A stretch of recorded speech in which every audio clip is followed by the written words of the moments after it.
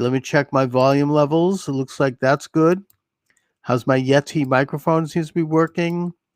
And I finally should note that I am taking phone calls. And if you call the program, you will be heard live. So let me just go live here on YouTube for the Zoom meeting. Boy, it's amazing what you can do now. You know, some poor schlub like me can actually launch a radio program. It's fantastic. And again, this is you're welcome to join me live. Let's see what is on your mind this afternoon. 617-396-4958. 617-396-4958 is the number. You're welcome to join the program. Obviously, we are all observing and trying to digest what is going on in our presidential election. I'm actually in the process of writing a book about this, so I'm really focusing on what's going on there. I'm kind of rambling here because I'm just trying to get my technology together. The election, I would contend, has been stolen. Now, can I prove that? No, I can't prove it because the way things were set up, it's impossible to prove it in a proper setting. Those who contested the election, and that includes 7 states, all of which the election was contested, in fact, and those were Georgia, Michigan, Pennsylvania, Wisconsin, Nevada, and Arizona. They were all joined by New Mexico, a 7th state, where the election didn't seem to be contested. It looked like Joe Biden had won that state. But yet, nevertheless, there was enough concern on the part of the Republican Party in that state that they sent an alternative delegation to Washington last Wednesday to try to be seated and to contest the New Mexico election. So the fact of the matter is that we had several venues to investigate whether or not the election had been stolen.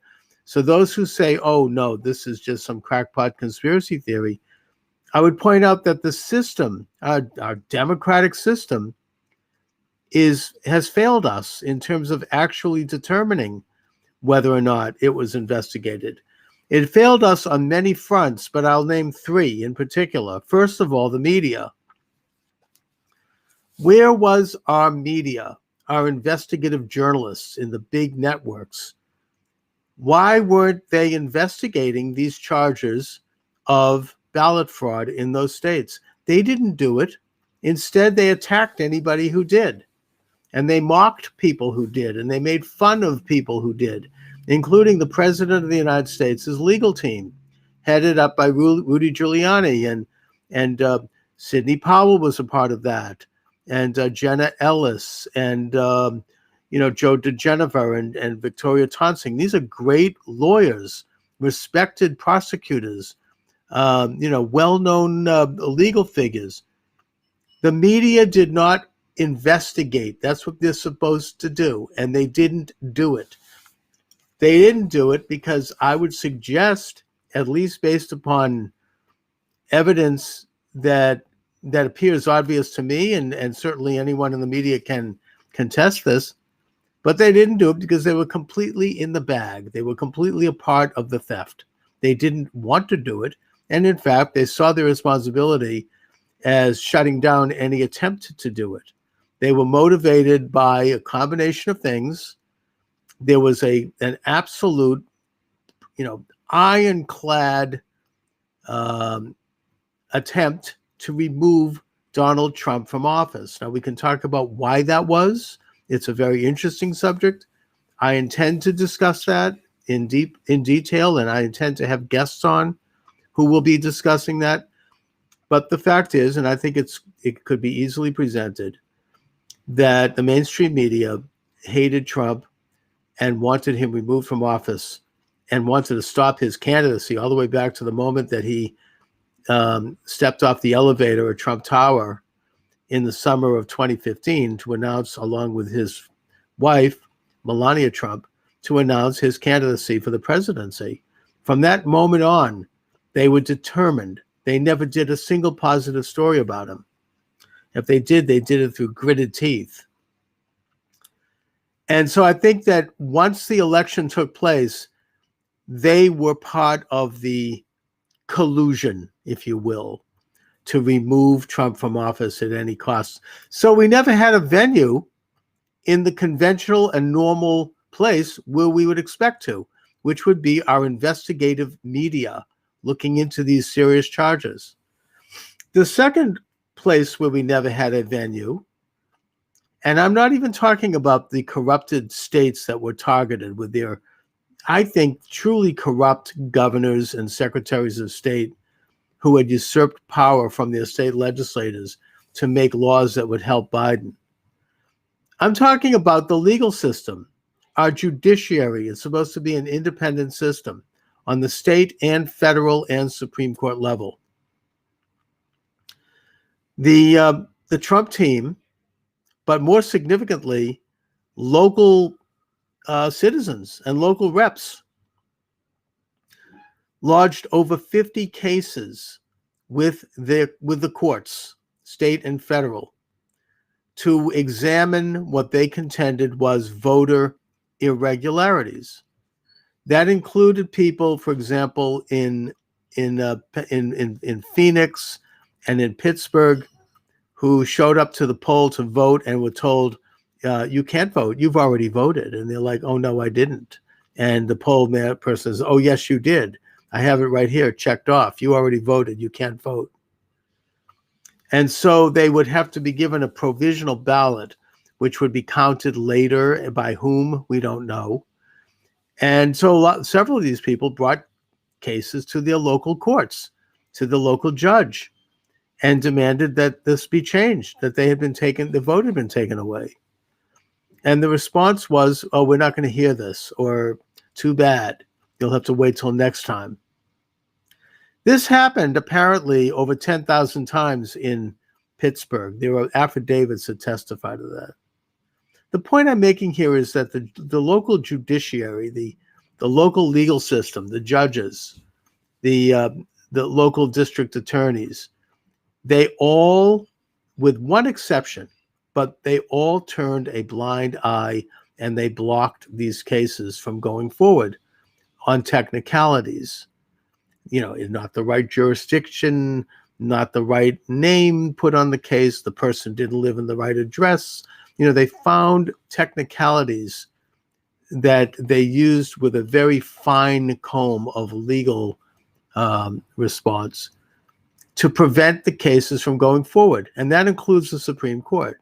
Now, the result of that is that we never got a proper venue in our judicial system to see whether or not this evidence was real, one way or the other.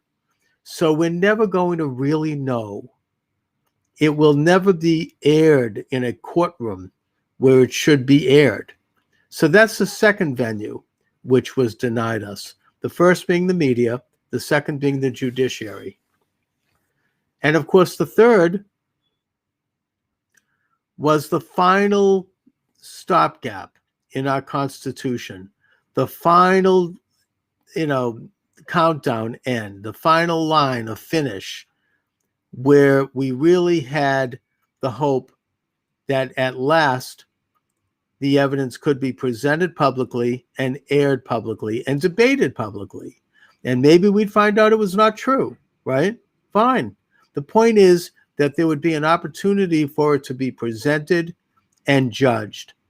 And that was supposed to happen last Wednesday, January 6th, when a joint session of Congress would convene at the U.S. Capitol, presided over by Vice President Pence, acting in his capacity as the President of the Senate. And at that time, the challenges could be made. 6 states, actually 7 states, elected alternative delegations based on the premise that they felt that their state had not lawfully conducted their elections. This was based upon several factors. The first is old-fashioned fraud. Votes, Trump votes found in rubbish bags, shredded, people dying, voting from the grave, people voting from out of state. I mean, you had the usual kind of stuff, filling out ballots, driving ballots, on pellets into the back door of the TCF Center in Detroit, all made out to Biden, mail-in ballots that were pristine. They were not folded. It looked like, and they had all been made out. They obviously, evidence suggests they were not mailed. They were filled out and submitted. And all sorts of other testimony, affidavits, witnesses, whistleblowers. You had all of this. And you also, on top of it, you had the accusations against Dominion Voting Machine and Smartmatic, which were the machines that ran the e-votes in over 20 states. I think it's 21 states. These machines were called into question by my own Senator Elizabeth Warren several years ago. She hasn't said a peep now. But all of this evidence, and by the way, the accusation by data scientists is that those voting machines fixed the vote for Biden by weighing the vote rather than counting and tabulating the vote. Sort of like how they, high schools now and probably colleges, they don't give a student a grade based upon their achievement or lack of same. You're not going to get like an A or an F. Instead, they took an average of the whole class, and then they give you a grade based upon that. And, look, I think you could argue pro or con for that system. I think it's wrong, but the point is that, that's up to the individual school board and the individual school to decide to do it that way. But you don't do that with elections. With elections, we are supposed to have the principle of one man, one vote. We don't have that kind of, weighing the vote. You count the vote. Every single vote counts. Every citizen, every man and woman who is a citizen of this republic has their vote counted just like every other citizen. And if somebody wins by one vote, then they win. That's how the system is supposed to work. That's how we always assumed it worked. Well, evidence suggests that the Dominion voting system and Smartmatic, they don't count the votes. They don't tabulate the votes. Instead, what they do is they average the votes, and they can rig that in such a way that, for example, according to attorney Sidney Powell, you could have the votes set up in advance so that every vote and 1/8 goes to Biden, and every vote minus 1/8 will be counted for Trump. So that means that when you reach a threshold, it kind of works like the way the stock market works. If you have a stopgap on your stock purchase, if the stock drops below a certain price, it automatically sells because it protects your principal. Well, and that's done electronically, that's computer. And the way this is done then is that they set up an internal stopgap measure so that if Trump reached a certain vote point, it would stop. But for Biden, that point was higher. That's the accusation made by Sidney Powell. I'm not making that accusation. I'm not here to make that. I have no idea. I am running with Sidney Powell's presentation. She claims that she has her evidence, which of course gets to the problem as well. My second point, which is that her evidence and her lawsuits, which were brought against several states, including Georgia and Pennsylvania and Michigan, and I think Arizona, they were not heard. They were shelved. They were blocked. They were not allowed to go forward. So we don't know whether or not her evidence is real or not. We have to go by her word. We have to go by the word of the hundreds, if not thousands of people who filed affidavits testifying to all of this. But which, by the way, an affidavit is the equivalent of taking an oath before Congress or taking an oath in any other situation. You do so at the pains of perjury if you lie. If what you say is untrue, you could end up, serving time for that. I mean, it's a very serious matter. So we have to go by all of those things, which is good and solid and real evidence. But we don't get to the point where it's adjudicated in a courtroom. So we can't totally know whether or not Sidney Powell's accusations are real. Now, it is a little interesting side note to that, is that Smartmatic or Dominion Software is threatening to sue Sidney Powell for her accusations. And Sidney Powell has responded by saying, great, come on down, file your lawsuit.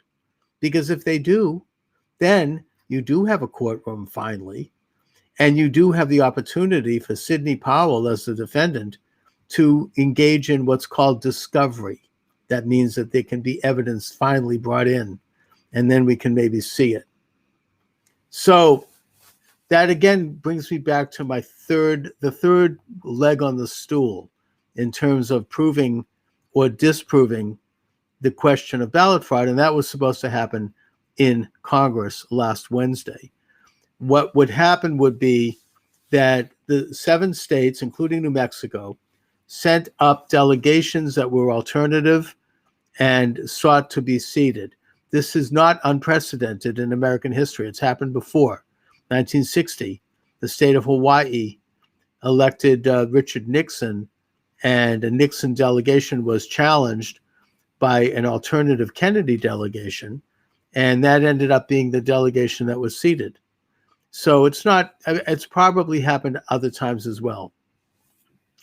And in order for this to happen, the Constitution says that you have to have at least one House representative joined by one U.S. senator who challenges that particular state in writing. And when that happens, that triggers a chain of events in which the president of the assembly, that being the vice president of the United States, then calls for a recess of the count. And there is a debate that can last up to 2 hours. And it is during that debate that we finally get to see and hear the evidence. It's finally presented, and it's done so on the national stage in a legal setting with the media having to pay attention. The creator supports and called it through support the assassination. I don't want to talk about that. All right. So that's what we were expecting to happen last Wednesday. And I think everybody was looking forward to it. Of course, President Donald Trump, in his style, raised the ante and turned up the heat, as it were, by sending out tweets a few days before saying that huge amounts of information would be released regarding the ballot fraud. Now, that was, we assumed, something that would be above and beyond what we already knew about. By the way, you're welcome to join the conversation. I'm going to continue here, but let me give out the phone number. I am taking calls. This is a live program, 617-396-4958. That is the number. You can join the conversation live. This is just like an old-fashioned radio show. You call up the talk show host and they put you on the air. So I will put you on the air. You will be heard. You will be recorded. We will engage in a conversation. You can say whatever you want within the bounds of community standards. It will go out live on YouTube and TicTok, and apparently on all of these other venues that I'm reaching through Restream, and it will be archived on about a dozen various platforms. I've really expanded the network. So you're welcome to join the program. What is on your mind this afternoon? 617-396-4958. That number again is 617-396-4958. So a lot was riding on this Wednesday event. There were other legal experts, and there was other precedent that indicated that the president of the assembly, that being the vice president, had within his plenary powers, and the word plenary is absolute, the right to not recognize delegates from any one state. In other words, Vice President Pence had the option of deciding not to open the envelopes and recognize the delegation. And if that happened, and if enough states were decertified, and by the way, there were simultaneous moves in at least 2, if not 3 of these states, I think particularly Georgia and Pennsylvania, and I think Michigan, to decertify their appointed electors.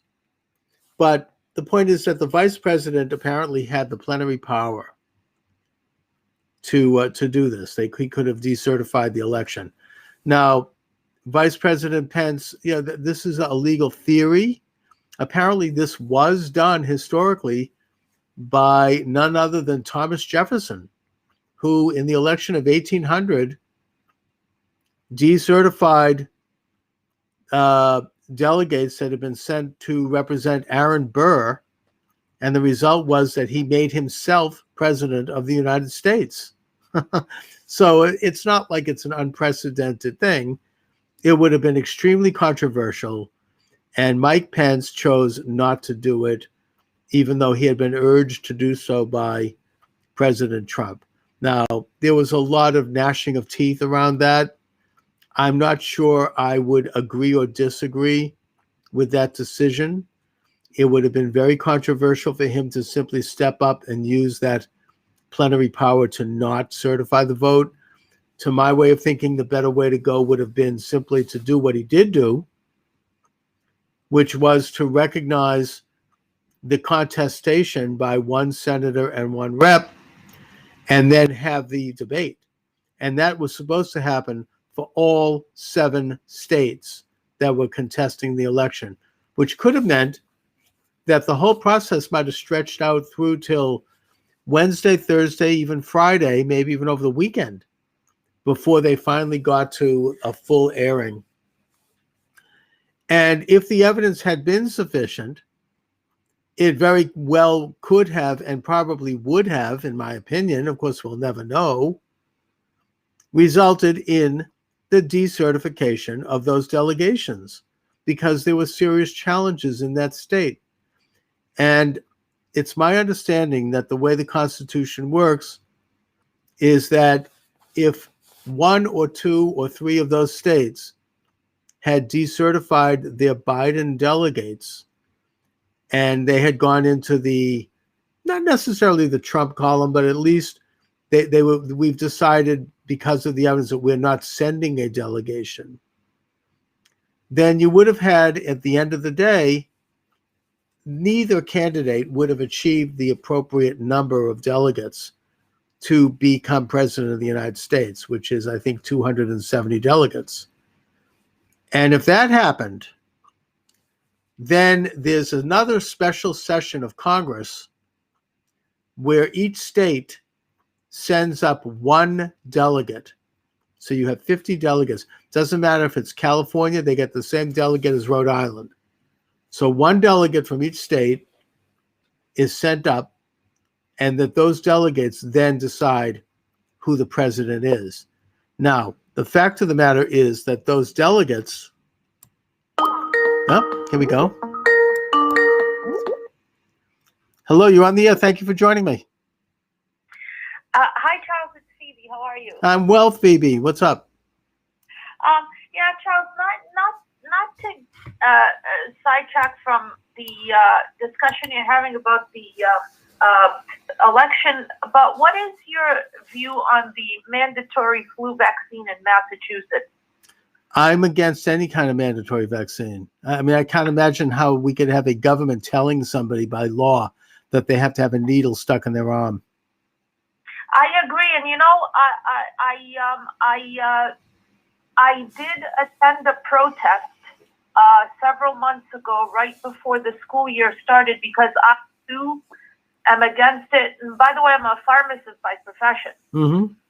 And I too am against forced vaccination. Now, I want to be clear. I'm not necessarily against the vaccine itself. Yeah, no, I'm not anti-vaccine. No, but I do. I just don't think that. I think that that's a personal decision by people in terms of how they want to handle this virus and whether or not they want to do it through a vaccine. I mean, if ultimately, if you're going to get the virus, it's your, you're going to get it because you maybe didn't take the right precautions. But I don't think the state has a compelling interest to the degree that they can force someone to have a shot. To me, that's a line that they should never cross. Well, I will say this, that because there have been protests, the state did push back. They said that everybody has to have it by, not all the students, meaning the kids have to have it by the end of December, and they pushed it back to the end of February. So people are resisting. And tying it into what you're discussing about the elections, I think if people start to resist more and more peacefully these tyrannical type of decisions, we can get somewhere. Because I think agree. now it's the responsibility of us, the public, to respectfully, in a decent manner, peacefully protest what these people are trying to do. I couldn't agree more. I mean, that's going to be the way forward. Peaceful resistance. It's going to be the civil rights movement of our time. We have to have nonviolent resistance to any kind of these intense government edicts. I mean, that's really what's going to get us through. And if Biden in fact does become president in a week from now, I think we're going to have to really depend on that. And I also think that, I mean, this is just, since we're on that topic, I mean, I think that, in my opinion, I feel a little bit better, even though I would argue that the election was stolen, that Biden is going to be restrained. And the reason he's going to be restrained is because besides that one race, the presidential race, there was a red wave. I mean, Republicans picked up, I think, at least 2 state legislatures. They picked up state races across the board. They won, I think, almost every, if not every, congressional race that was contested. They won every race. I mean, I know that, Georgia's a bit of an outlier in that regard, and I think there are questions about fraud there too. But even so, we have a very divided and more divided Congress right now. The Pelosi only has, I think, 2 or 3 member majority, the thinnest majority in probably a century. It's there are 450 members of Congress, and to have only 3 people, and of course in the Senate, it's flat out divided. It's 50-50. So, I think that between that and the increased power of the states and of the state legislatures, and maybe this fraudulent election is something that's helped to wake them up in terms of what their real powers are. And I'm going to get into that. I'm getting into that in my book. But that these things are going to serve to balance the, frankly, National Socialist, let's be nice, orientation of this incoming regime.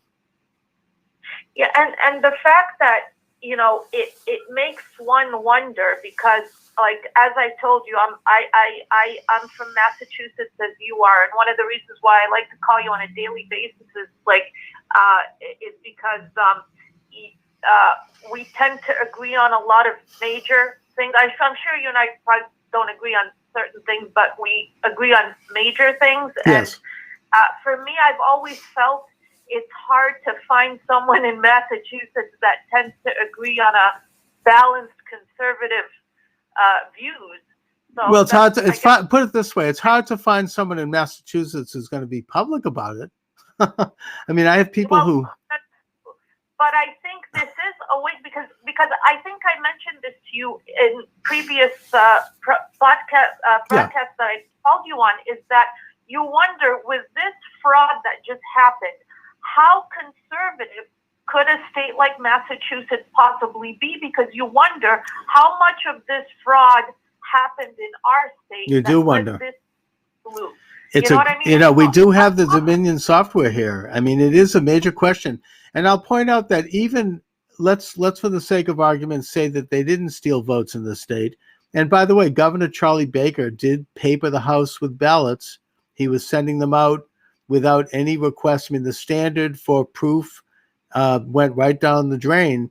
And he did it, I think, fiat style, without the support of this. Not that he wouldn't have gotten it anyway, but without the support of the state legislature. I mean, our state house is to the left of Pyongyang, so maybe he would have gotten it anyway. But the point is that he did the same thing that these contested states did. He sent out hundreds of thousands of ballots just in the mail, and other practices that are rife with fraud.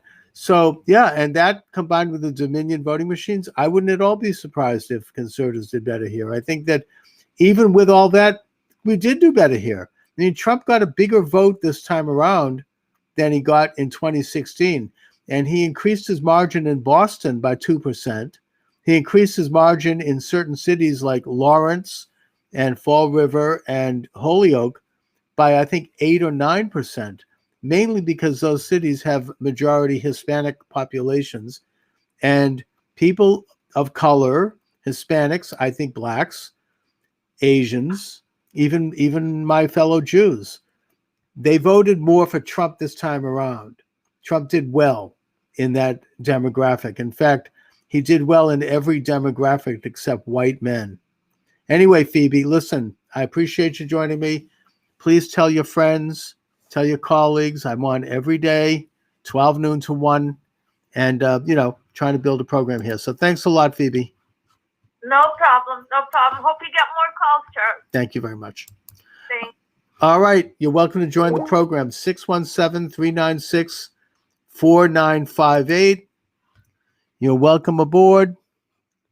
I'm doing an open lines program here every afternoon, 12 to 1 p.m. Eastern Standard Time, at live on TikTok, live on YouTube, and I'm also live streaming on a whole ton of new sites, I think just by audio, not visual, which is fine, and then doing that through Restream, and we'll see how that works out. I've just started that today, so I'm trying to expand my reach.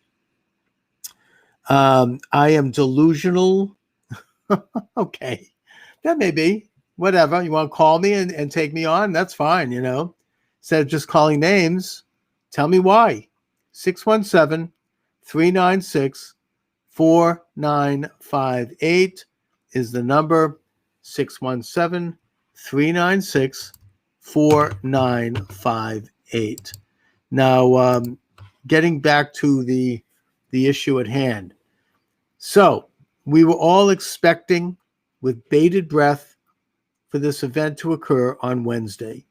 We were going to see at last, given the fact that the media didn't do it, given the fact that the judicial system didn't do it, at last we would see the evidence presented one way or the other in Congress. And it would be done publicly.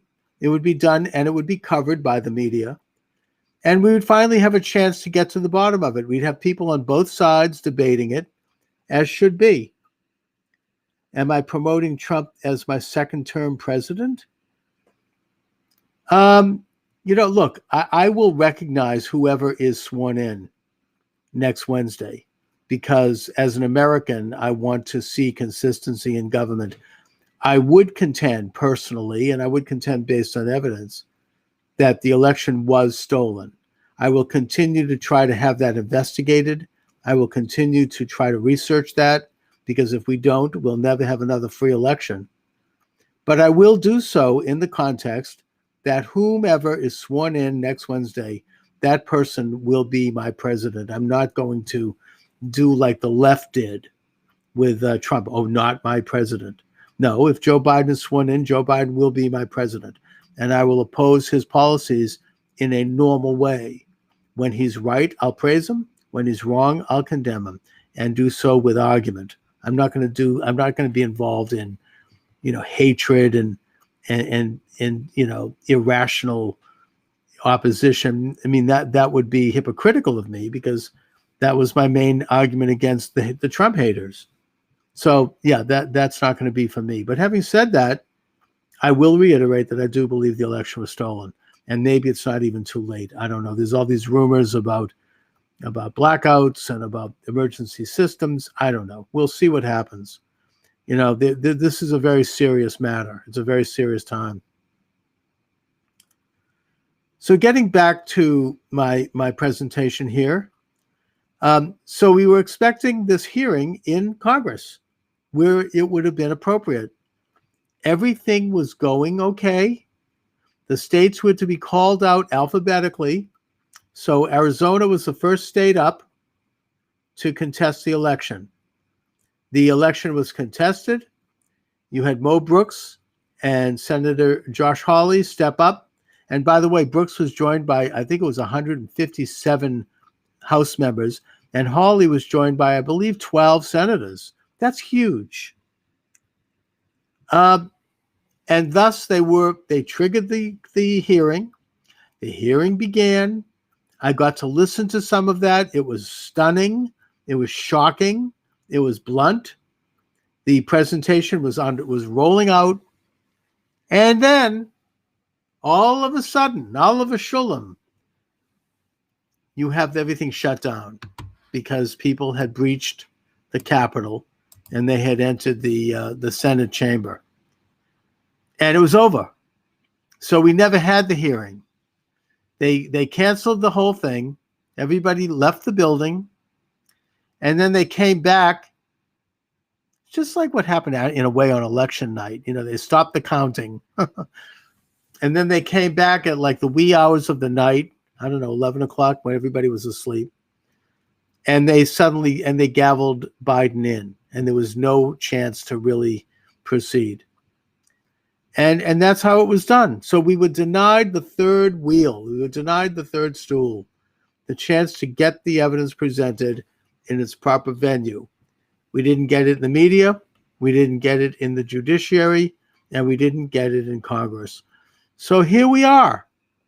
We're standing here and watching the most successful administration in modern times, which probably not only won an electoral landslide, but probably won the popular vote as well. We're watching it go away because of these insiders, these deep staters, as Donald Trump accurately calls them, who are well connected internationally with the top 1% wealthiest people and organizations, who either are in it for the money or the power. They believe in informal government. They don't believe in elected government anyway. Or they're demented people, mentally ill people who believe that there's some great virtue in creating a world order and turning the United States into a province of the world, a satrap of the world. And it's these same aggressive people who concentrate power in the hands of the fascistic Washington state government, the Washington federal government. That's what National Socialism is, after all. Socialism on a national level. That they're coming back. And that we are losing our rights as sovereign citizens, which we had reasserted under Donald Trump. And that's why they hated Trump. Let's see. They restored Trump's Facebook. Yeah, this is a really scary subject. I don't know, on a day-to-day basis, how long I'm going to be allowed to do this show. It's one of the reasons I'm trying to diversify my platforms by doing it on TikTok, Facebook, Twitter, all of it. I'm on all of them. Because I want to be sure that hopefully if I'm knocked off one, then I still will have the others. And I have committed myself to doing this program every day from 12 to 1 p.m. Eastern Standard Time. And I'm going to try to stick with that as best I can, even if it's only one, weird small venue. I don't know. But it's very, very concerning that Twitter has removed the President of the United States. Even Angela Merkel, the Chancellor of Germany, has said that she views this as, quote, problematic. And she's kind of an insider person. She's no friend of Trump's. But the fact that they would do this. And the shutting down of the hearing at the Capitol under the guise that some people had breached the Capitol property reminds me, and I said this yesterday, it reminds me of the Reichstag fire in Nazi Germany, possibly, or the aftermath of that fire. The Reichstag was Germany's parliament. It was the building was their capital. It was the equivalent of the American Capitol. A couple of weeks after Adolf Hitler was elected Chancellor of Germany, the building was burned down. The accusation was that this communist activist had lit the fire. It doesn't really matter. Nobody knows who did the fire. Maybe there's always been rumors that it was an inside job, that it was, the Nazis wanted to get rid of the parliament anyways. But the fact is that the aftermath of that fire, it was used as an excuse to trigger the suspension of the German Constitution, a state of martial law, and eventually the abolition of the German presidency, and more significantly for our purposes, what has gone down in history as the Night of the Long Knives, I think they call it, or the 1,000 Knives. This happened maybe about several months later, and after, Central powers had been consolidated, where Hitler, under the advice of his ally, Benito Mussolini, launched a campaign of murder and arrest and terror against his political opponents, and including former Chancellor Schleicher. You had, a bunch of people, who just were not on board with Hitler and his party. He got rid of the brown shirts. He got rid of Fritz Röhm and had him murdered and had several other people murdered. And in fact, it got even to the point where he had, I think, a high school teacher murdered. It was around this time, it's been suggested, that he knocked off anybody that might have information that could have been damaging to him, particularly, and this is suggested by researchers, and I get into this, by the way, in my book, Was Hitler a Leftist? Information that he had been a pretty active communist up until the time of the Munich beer hall putsch, where he had infiltrated a local socialist party that would become the Nazi party, and that he was a communist agitator. Anyway, the point is that the Night of the 1,000 Knives, or whatever they call it, I think it went on for about a month, involved the complete purging of anybody who was opposed to his regime. Now, could that happen in this country? The answer is yes. And maybe I'm oversensitive about this as a Jew who had family members murdered in the Holocaust. But yes, I think it could happen. I think a mild version of it is already happening. I look at my TikTok followers and I see that about 20% of them have had their TikTok accounts canceled because they didn't meet community standards. You see Parler taken off with a collusion of their competitors. They no longer are allowed to be online. You can't look at Parler now. You see the President of the United States removed, airbrushed off of Twitter, along with a Attorney Sidney Powell, General Michael Flynn, and several others. You wake up one day and you've been wiped off the face of this communication vehicle. So yeah, this is a purge. This is what could happen in the aftermath of what I would suggest maybe America's Reichstag fire. Okay, don't support police, then don't call them for anything if you ever need them. Oh my God! I mean, I would expect that the defund the police people. I mean, I understand that in Minneapolis, they would the big shots, the mayor, they all have their own private guards.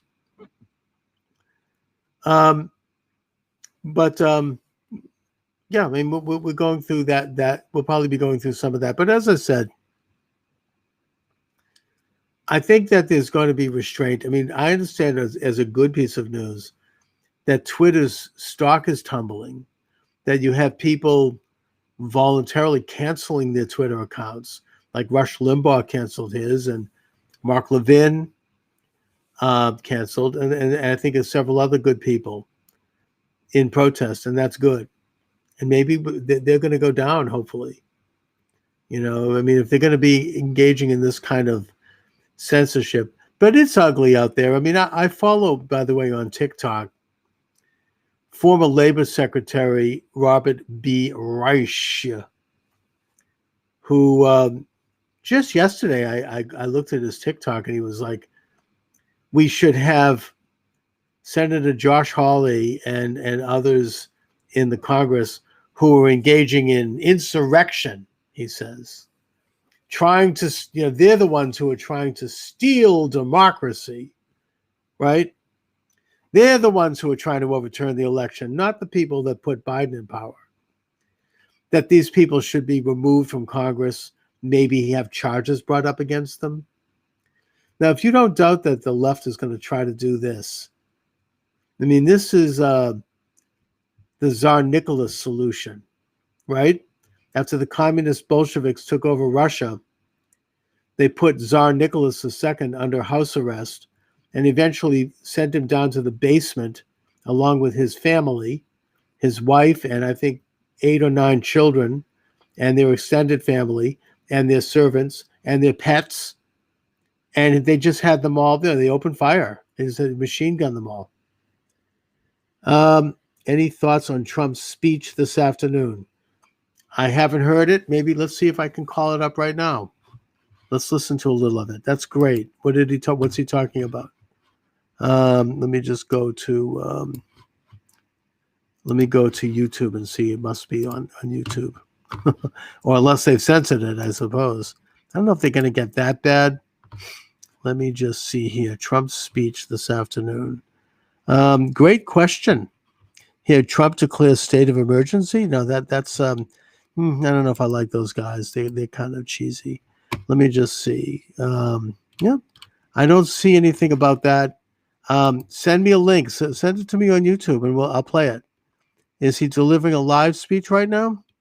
I don't see it on YouTube. Anyway, so I can't really comment on something that I haven't seen. Tell me about it. Call. Let's please share your thoughts on that. 617-396-4958 is the number. 617-396-4958. Does anyone have any information on President Trump's speech today? You're a crybaby. Why do you care so much? Should we not care? Should we not care about what's going on in our government? I mean, is that what you're saying? You don't think that affects you and your freedom and your future? You don't think? Do you think? What are you living under a rock somewhere? What do you mean? Why should I care? Oh my God! Go away, demon. Are you talking about me? Come on, let's get with it, people. Let's have some intelligent debate here. That's my goal doing this show. 617-396-4958. 396-4958. You're welcome to join the program. Yesterday, the phone lines were ringing off the hook. Couldn't keep them fast enough. Anyway, I've got guests lined up. Hopefully, a lot of people that I usually talk to don't want to talk this week. I think they're just busy with stuff, but I've often had on Dr. Jerome Corsi, Dr. Stephen Turley, Senator Marsha Blackburn's been on my show. I've had Janine Pirro on the show. Good people. Daniel Greenfield is a regular from Front Page Magazine. You want to call in? Call in. You're welcome aboard. I got this from TicTock. You're welcome aboard. 617-396-4958. 617-396-4958. This is a live call-in program where I take calls Monday through Friday from 12 noon to 1 p.m. I go live on TikTok and on YouTube. And apparently I am today live streaming on several venues through Restream, including Facebook and others. So, I'm expanding the program. I'm rolling it out. I'm committed to doing it every day.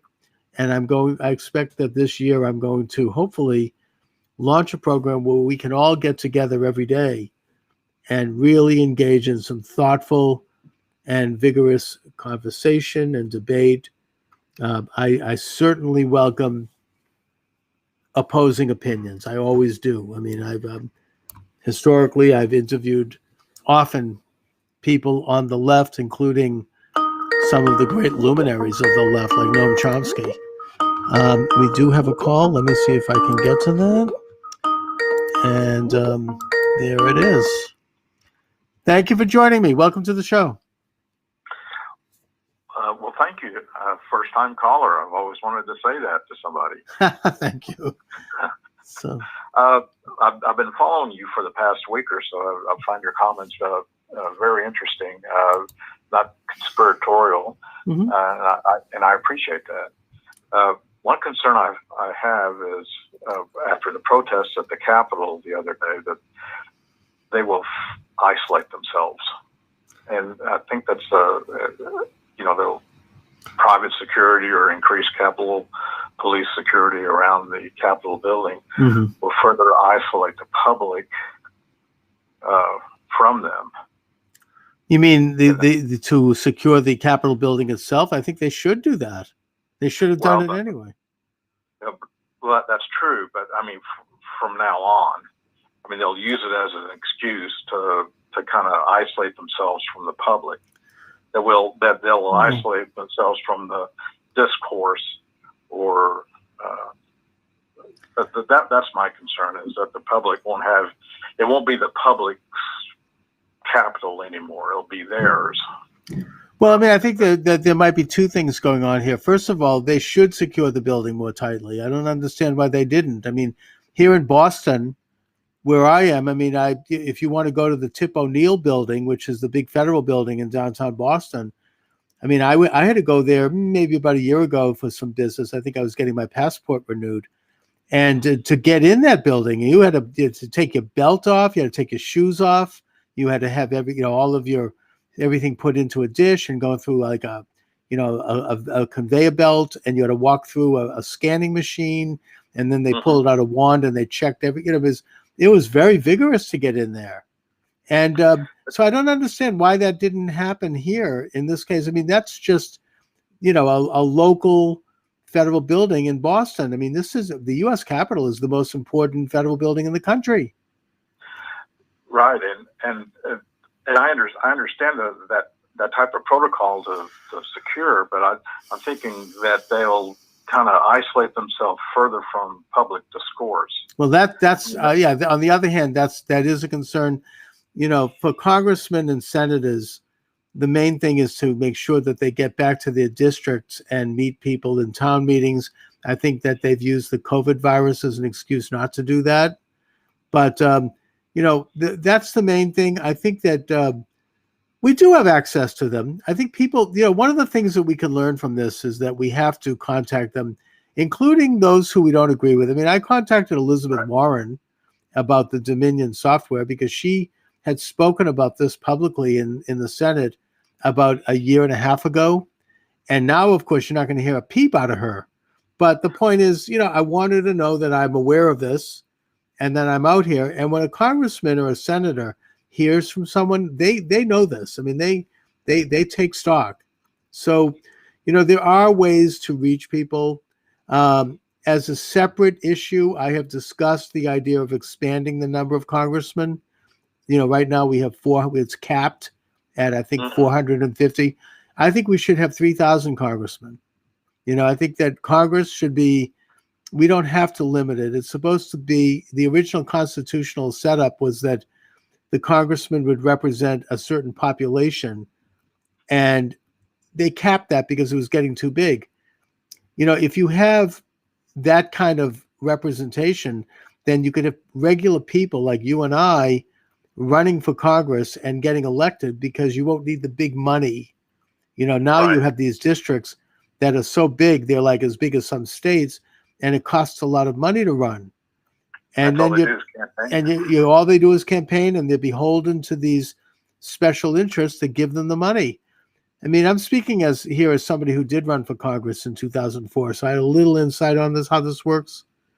But yeah, I mean, it's very corrupting. So there are things we could talk about going forward. I think that there are lessons that we can learn from this election steal. I am about to release a book on the topic. I should have it done by this weekend. And I'm going to get into some thoughts I have about some practical solutions, things that we can do, because we are losing control of our government. Your concerns are quite real. Maybe the Capitol building is only a physical manifestation of a bigger question, which is that we've lost control of the power of our government. It's now all going to Washington. One of the few chances we had to get it back was the presidency of Donald Trump. And now that's been taken out, assumedly.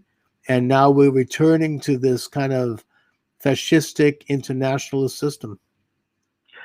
It forces us to deal with issues on a state level, and maybe that's where we should focus, is to make sure our local and state governments are. I agree.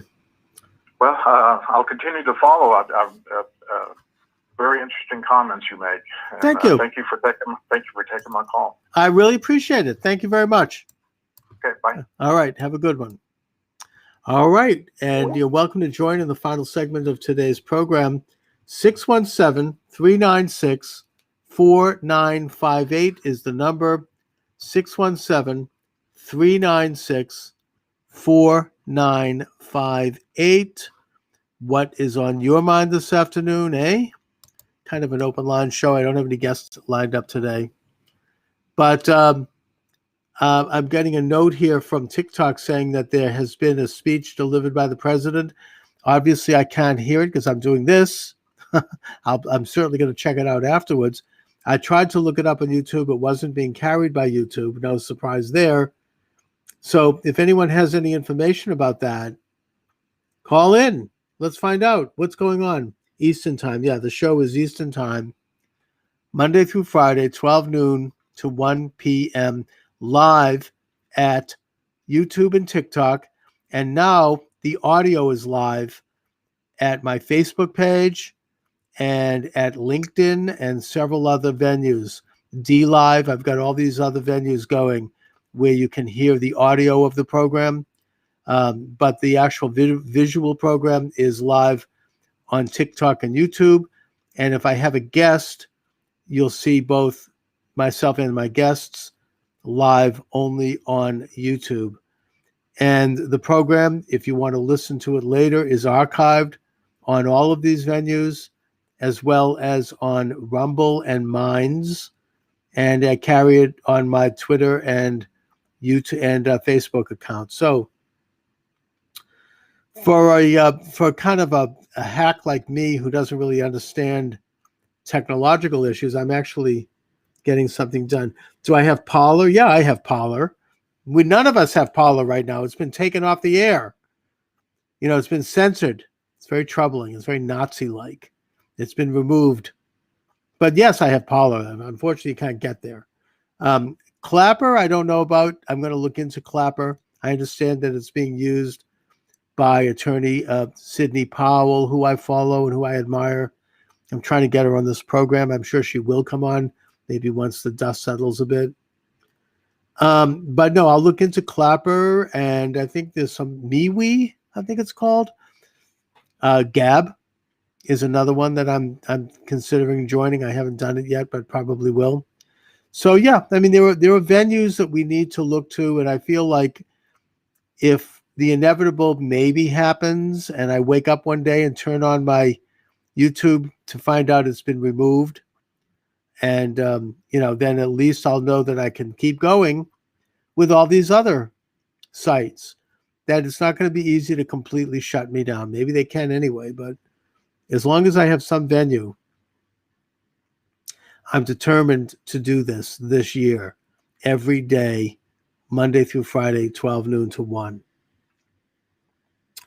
So let's see. We still have about 10 minutes. You're welcome to join the program. Really good calls today.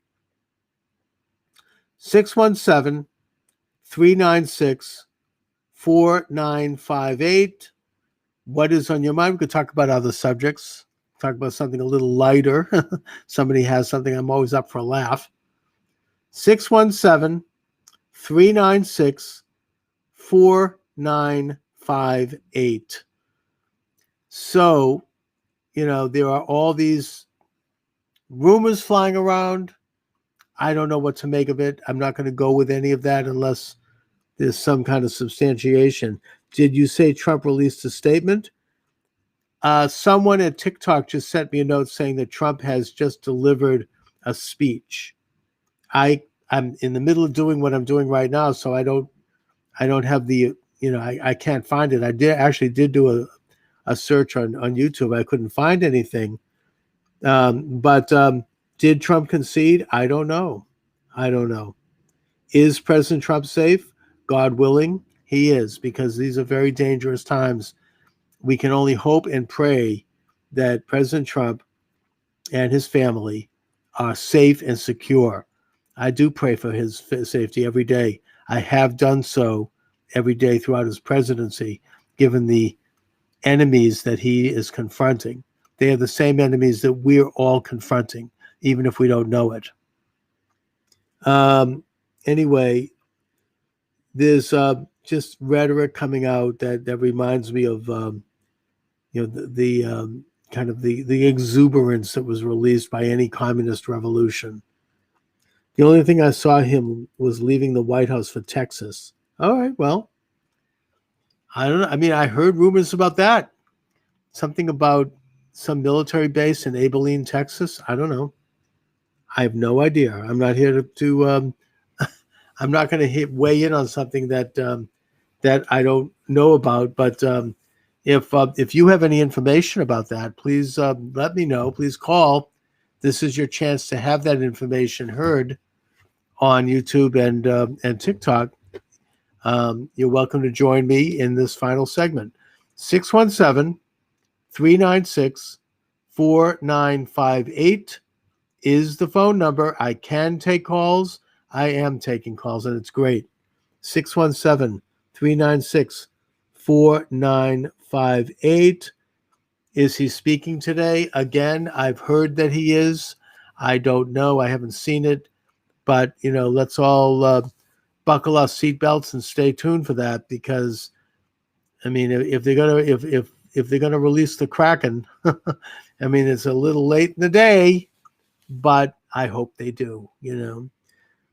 Trump will prevail. He has been working his whole term to correct this corruption. Yes, he has. And, it's easy to criticize now and say, oh, we wish he had done more.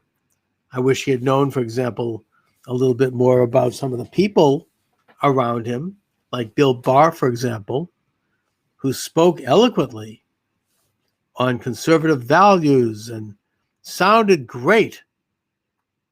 But he didn't do diddly squat. I mean, he basically, I'm sorry, but he, he was sitting on the Hunter Biden laptop for a year, knowing that it was there and not releasing it to the public, not releasing it to President Trump until after the election.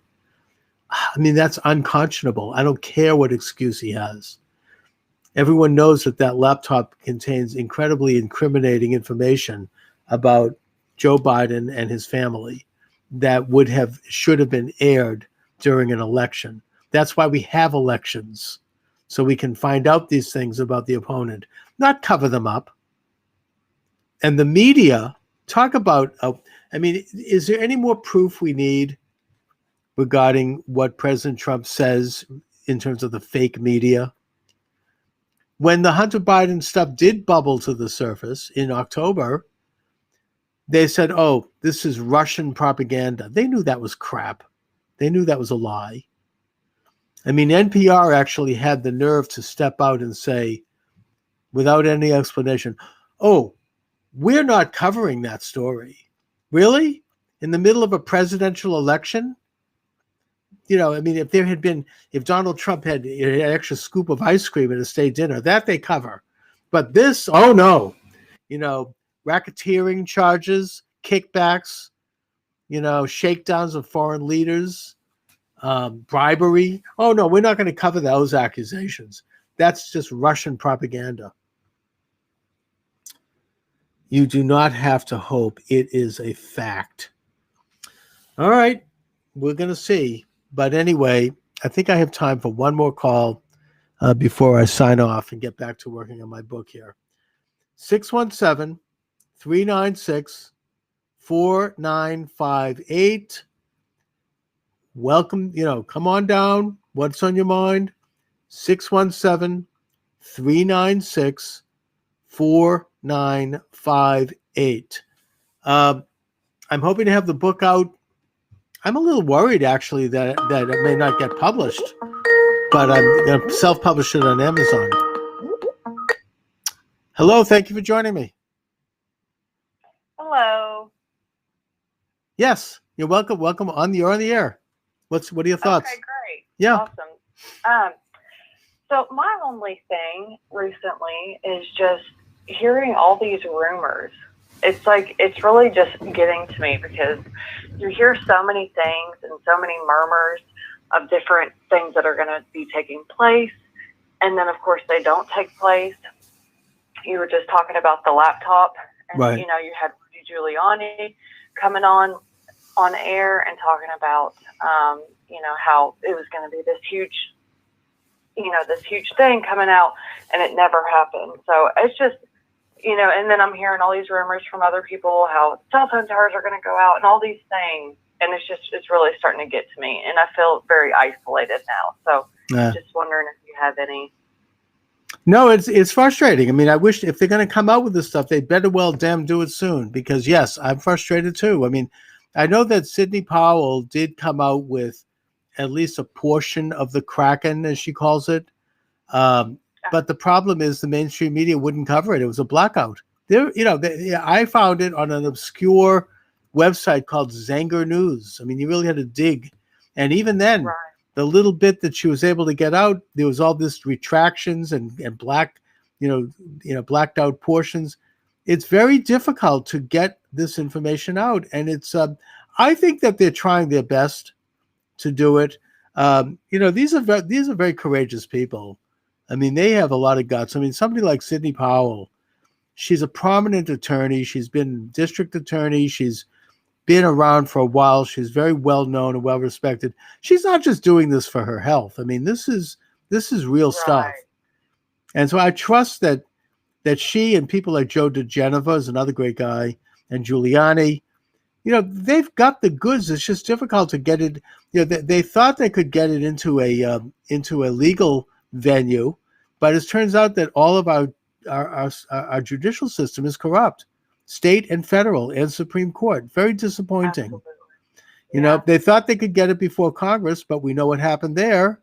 It was busted up by some people, regardless of who they were with. We don't know, but they stopped it effectively. So yeah, it's very frustrating. It is. I mean, I feel isolated. We're all disappointed. It's very, very difficult. So do you feel that there is, something that's really going to take place at this point? I mean, my answer is that I don't know. It's very up in the air. I think that something could take place right up to inauguration day. I don't know. I mean, it's as I say, it's a little late in the game at this point.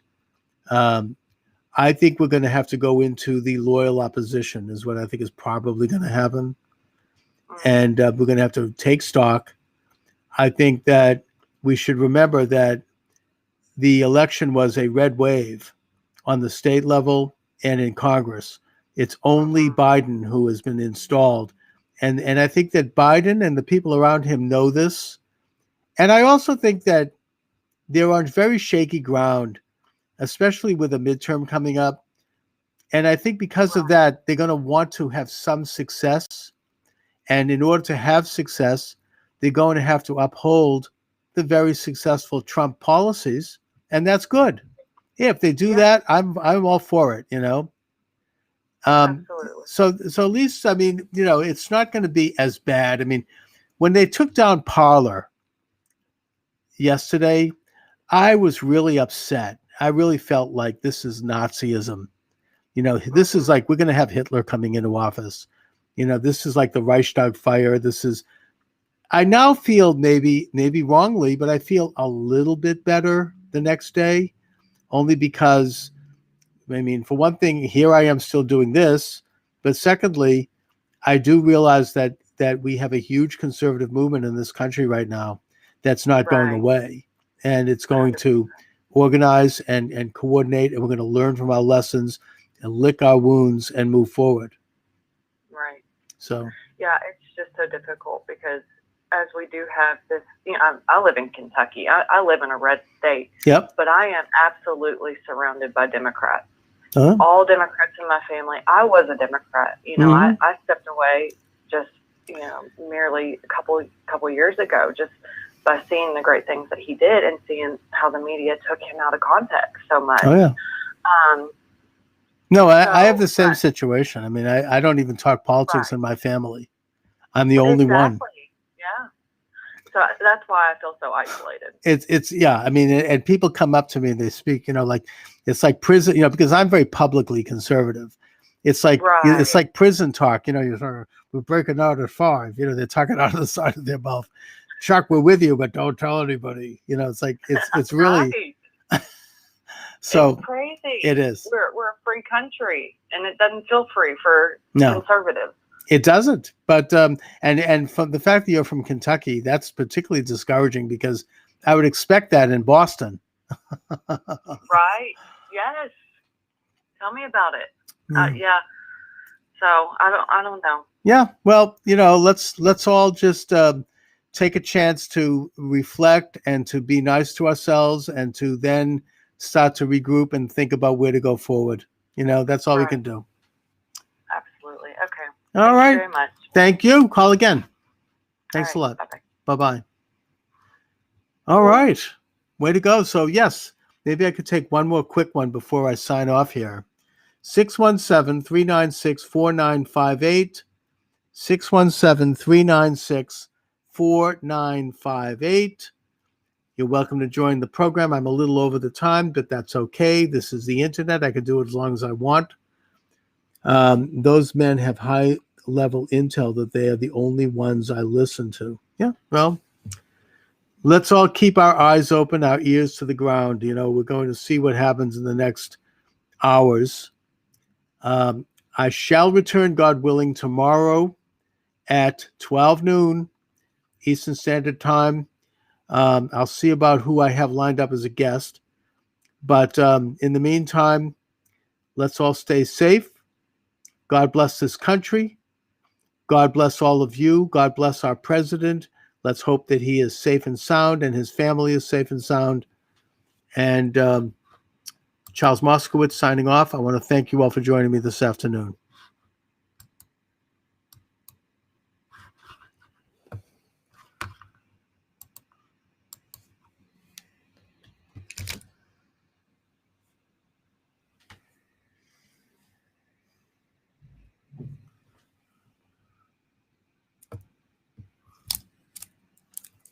That's good.